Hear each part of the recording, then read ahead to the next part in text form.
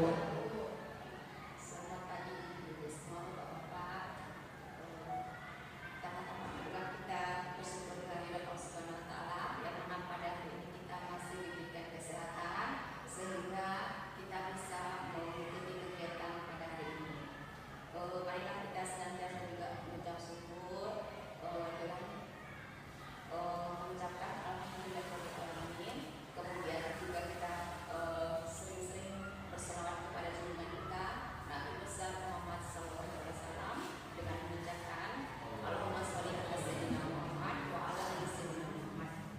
Pemirsa, Bapak dan Ibu yang berbahagia, pada kesempatan kali ini kita berkumpul untuk mendengarkan pemaparan dari Bapak Mutakin SPD tentang pemaparan pembelajaran basis proyek PJOK. Semoga nanti kita mendapatkan ilmu dari beliau dan kita bisa sharing ataupun mungkin kita nanti bisa bertanya lebih lanjut pada kegiatan selanjutnya. Bapak, mungkin hanya itu yang bisa saya berikan. Untuk selanjutnya kami serahkan kepada Waalaikumsalam warahmatullahi wabarakatuh. Kemudian kata sambutan dari Ibu Wakil Kepala Sekolah Ibu Kristina Tuti Kuswahmini SPD. Selanjutnya kita masuki acara inti, yaitu pemaparan pembelajaran berbasis proyek PJOK yang akan disampaikan oleh Bapak Mutakin Yekiran SPD. Kepada Bapak, waktu dan tempatnya kami persilakan dengan segala hormat. Terima kasih. Assalamualaikum warahmatullahi wabarakatuh. Syukurilah alhamdulillah wa la ilaha illallah wallahu akbar. Puja dan puji hanya milik Allah Subhanahu wa taala. Tanpa semestinya kita berselawat pada dunia alam yang besar dan salam dan mengucapkan Allahumma sholli ala sayyidina Muhammad. Yang sama-sama kita hormati Kepala SMP Negeri 1 Bandung Barat, dalam hal ini diwakili oleh Ibu Wakil Kepala Sekolah Ibu Kristina Tuti. Selanjutnya yang saya banggakan rekan seperjuangan SMP Negeri 1 Bandung Barat, dalam hal ini Umbel Berbi yang sudah kita bentuk pada pertemuan sebelumnya. Sebelum saya memaparkan pada kegiatan ini, saya ucapkan terima kasih kepada rekan-rekan yang sudah bersedia meluangkan waktu untuk mendengarkan rencana kegiatan pembelajaran berbasis proyek yang akan saya laksanakan, yaitu sesuai dengan judulnya saya ambil akronimnya tentang pejuang. Sana artinya panjangnya pencak silat juara unggulan andalan Nusantara. Pejuang ini atau kegiatan pencak silat ini saya ambil terpelajarnya mulai dari Undang-Undang Republik Indonesia tahun 1945 nomor 32, selanjutnya Undang-Undang nomor 3 tahun 2005 tentang sistem keolahragaan nasional pasal 1 ayat 11 dan pasal 3. Saya juga terpelajarnya tentang pemikiran Raja Dewantara. Selanjutnya minat olahraga peserta didik SMP Negeri 1 Bandung Barat tinggi, tentu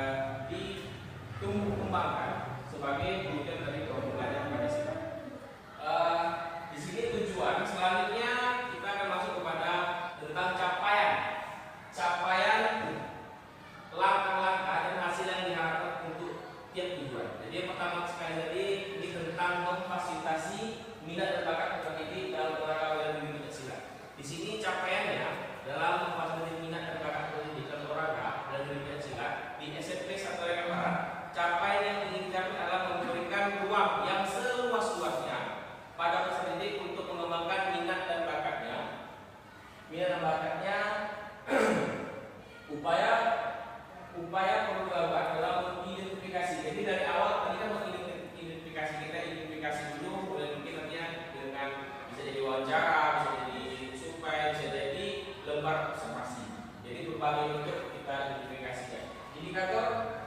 Indikator capaian jika 100% peserta didik yang memiliki minat dan bakat di bidang Pancasila teridentifikasi dalam 3 bulan pertama program, atau jika 80% dari peserta didik yang teridentifikasi menunjukkan perkembangan signifikan dalam keterampilan Pancasila dalam 1 semester. Jadi ada 3 bulan kita lihat 100%-nya atau 80%-nya dalam waktu 6 bulan. Kemudian sesuai dengan tujuan pembelajaran yang tujuan program yang kedua, melestarikan budaya. Di sini melestarikan budaya yang mengembangkan budaya Pancasila agar dapat terus bermanfaat bagi generasi mendatang. Artinya di sini continue. Pesannya continue tujuannya. Capaiannya di sini dalam melestarikan budaya yang mengembangkan bela diri Pancasila agar dapat terus bermanfaat bagi generasi mendatang, perlu promosi dan pengembangan Pancasila di lingkungan sekolah dengan cara kampanye dan sosialisasi yang dilakukan oleh peserta didik. Jadi di sini ada konteksnya tentang suara, pilihan dan kepemilikan atau choice, voice dan ownership. Jadi peserta didik itu sendiri. Jadi dari mereka juga yang akan melakukan semacam promosi kegiatan sosialisasi pada rekan-rekannya atau adik-adik kelasnya. Kemudian tujuan yang ketiga itu mendorong tumbuhnya nilai-nilai luhur bela diri Pancasila dalam diri peserta didik sebagai perwujudan profil pelajar Pancasila. Memang di dalam Pancasila tidak langsung dikatakan mirip, tetapi ada kesamaannya, ada hubungannya, ada korelasinya antara profil pelajar Pancasila dengan nilai-nilai luhur. Artinya di sini dalam nilai-nilai luhur ini, Bapak Ibu sekalian, ada tentang nilai sportivitas, kemudian kerjasama, kejujuran, integritas, sikap rendah hati, dan rasa hormat. Di sini apabila kita mengembangkan akan menjadi perwujudan profil Pancasila. Untuk capaiannya, indikator yang dicapai adalah 90% peserta didik menunjukkan sportivitas, kerjasama, kejujuran, integritas, sikap rendah hati, dan rasa hormat dalam interaksi sehari-hari sebagai perwujudan profil Pancasila. Jadi 90% anak-anak yang akan menunjukkan sikap-sikap yang ingin kita munculkan sesuai dengan tujuan program. Selanjutnya tujuan struktur program dan mitra. Untuk yang pertama, program pejuang. Di pejuang tadi akronim yang sudah saya jelaskan di awal judulnya dapat dilaksanakan pada semua jenjang. Namun program ini hanya dikhususkan untuk kelas 8 dan kelas 9. Karena program ini sendiri berkelanjutan, kelas 7 tetap dilibatkan sebagai pengalaman dari melihat kakak kelas dan memimpin kegiatan berkolaborasi, juga aktif bergerak untuk memperkuat kemampuan gerak dasar atau fundamental movement. Yang kedua, program Kamis, Jumat dan Sabtu pada jam 5 dan pada hari Minggu pagi di awal bulan dan di akhir bulan. Untuk yang ketiga, mitranya itu saja kita yang dalam program ini akan dilibatkan Bapak Ibu. Kalau mitra yang dilakukan program ini seperti kepala sekolah, kemudian saya sebagai lokomotif program, kemudian ada di sini ada ibu, misalnya ibu Desi sebagai ibu TK, kemudian Bu Doni sebagai guru bahasa Indonesia, Pak Aldi sebagai guru seni budaya, dan Bu Pio sebagai guru agama dan pelatih dari pembimbingan Pancasila. Ya, jadi di sini aset-asetnya sudah digambarkan. Selanjutnya Bapak Ibu, di sini ada kapasitas yang dimiliki kelas sekolah. Kira-kira ada yang saya lihat di sini di luar dari satu aset yang saya masukkan. Pertama, aset manusia. Kita punya sekolah, kita ada guru yang kompeten, kemudian ada peserta didik. Di sini aset manusia. Kegiatan ini dilakukan untuk kebutuhan. Kemudian aset fisik. Ini ada lapangan olahraga, kelas. Jadi kalau Pancasila ini biasanya kalau nggak di lapangan olahraga, kalau nggak di kelas di ruangan yang teduh, ya. Kemudian aset lingkungan. Ada udara yang bersih dan pepohonan. Ya, di sekolah kita kebetulan udara yang bersih, pepohonan pun banyak, indah, hijau, ya. Jadi bisa anak-anak melakukan kegiatan proyeknya nanti di sekitar lingkungan sekolah. Selanjutnya ada aset sosial. Di sini paguyuban Pancasila. Mungkin di sekitar tempat kita ini ada Pak Rudi, ya. Nah, ini nanti akan kita undang sebagai profesor kedua di sekolah.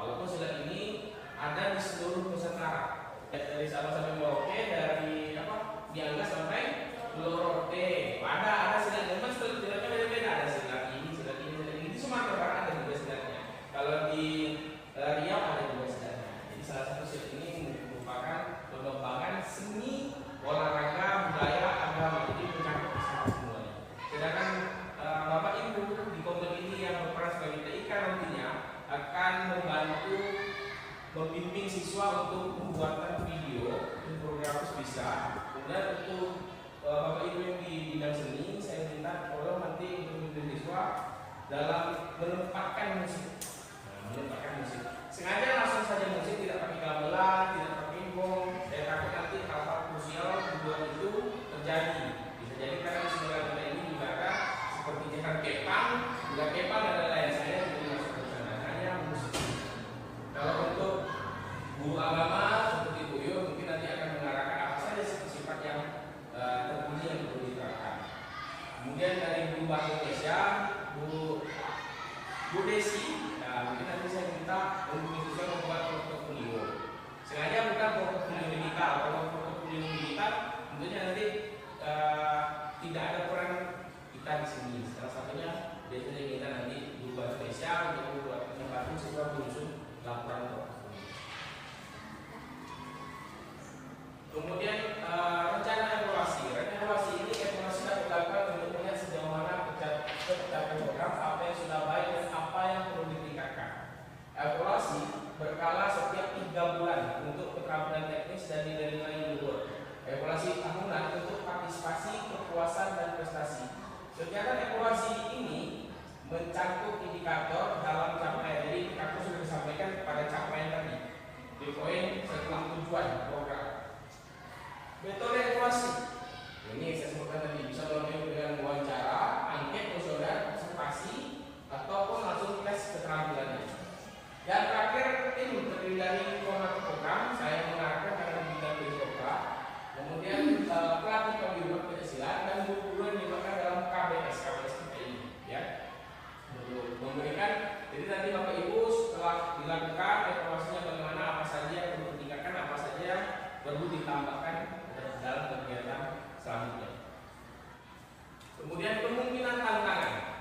Yang pertama, kemungkinan tantangan ini konflik jadwal karena prioritas pendidik terhadap tugas akademis tinggi. Jadi yang di luar dari bentuknya keterampilan, bentuknya pengetahuan atau komite. Mengakibatkan kurangnya waktu untuk pelatih mungkin karena kita di sini. Kenapa ada konflik jadwal prioritas akademis ini? Karena kita sama-sama tahu tidak semuanya yang bergerak dalam bidang keterampilan, tapi juga dalam bidang akademis. Tentunya mungkin tugas dari Bapak Ibu yang banyak membuat anak untuk sulit untuk melatih. Kemudian cedera. Ini risiko cedera selama latihan atau kondisi yang bisa mengganggu kesehatan peserta didik. Ini efek feedbacknya tentunya pembelajaran dan lain-lain juga. Ini salah satu tantangan yang kita lakukan adalah melaksanakannya tidak terkoordinir. Kemudian inovasi. Kesulitan dalam proses mengembangkan program agar tetap relevan, nyata, dan menarik bagi peserta didik. Jadi bagaimana nanti pengembangan ini saya juga minta bantu kepada Komdel. Ya demikianlah semaparan saya. Kira-kira nanti ada pertanyaan atau hal lainnya saya kembali kepada Bapak. Bapak, silakan. Baiklah, demikianlah hasil pemaparan dari Bapak Bupati Madiun. Pada sesi ini kami akan mencoba membuka beberapa pertanyaan. Jadi kepada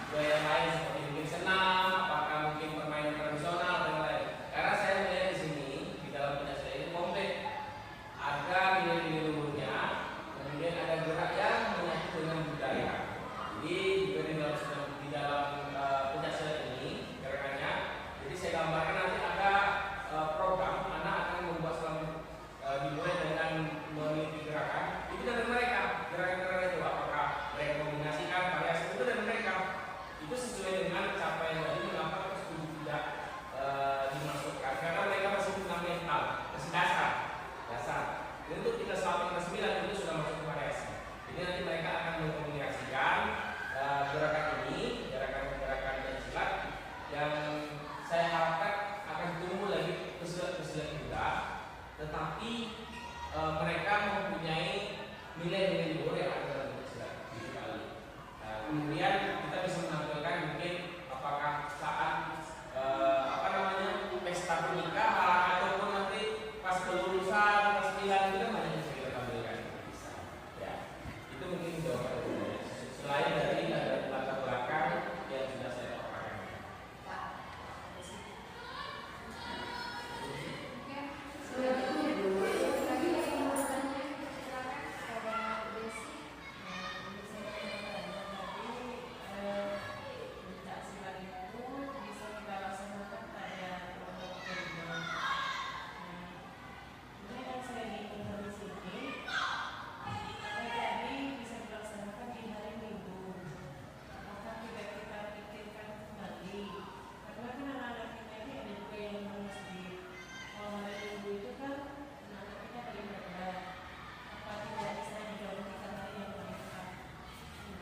Terima kasih pertanyaannya mengenai struktur yang di sini ya, program bisa kita laksanakan pada minggu pagi di awal dari bulan. Mungkin kalau seandainya untuk anak-anak yang non muslim, kalau memang ini tidak sepakat atau ada anak-anak kita yang lebih banyak di bidang Pancasila ini sesuai dengan survei yang kita lakukan di awal, maka bisa jadi kita gantikan ke minggu sore. Ini sangat bagus memasukkan dari sini, jadi kita pindahkan ke minggu sore. Dan juga kalau ini nanti disepakati kita bersama, karena ini kan biasanya kalau untuk minggu pagi di akhir awal bulan ini biasanya dari pelatih dari paguyuban yang kita datangkan atau teman-teman baru. Itu sih, terima kasih atas masukannya. Jadi nanti kita lihat berdasarkan identifikasi awal, kira-kira memang banyak yang pengembangannya ke depan, bisa jadi kita ganti waktunya tidak minggu pagi tetapi minggu siang. Ada lagi Bapak dan Ibu? Saya rasa cukup ya. Oke, untuk beberapa pertanyaan tadi yang ditanyakan oleh Bapak Sarminaldi dan Ibu Desi sudah terjawab. Baiklah, dengan selesainya pertanyaan tadi, maka selesailah kegiatan pemaparan pembelajaran berbasis proyek PJOK pada kesempatan ini. Dan saya di sini sebagai moderator memohon maaf atas segala kesalahan dan kekurangan, dan saya ucapkan ribuan terima kasih kepada guru-guru yang telah menyempatkan waktunya untuk dapat ikut serta dalam pelaksanaan program ini. Dan saya ucapkan wabillahi taufiq wal hidayah. Wassalamualaikum warahmatullahi wabarakatuh. Waalaikumsalam warahmatullahi wabarakatuh. Programnya bagus Pak Mut. Lanjutkan. Terima kasih Pak Mut atas pemaparan yang sudah dilakukan dan semoga programnya berjalan dengan lancar. Semangat Bapak. Programnya bagus Pak Mut. Lanjutkan.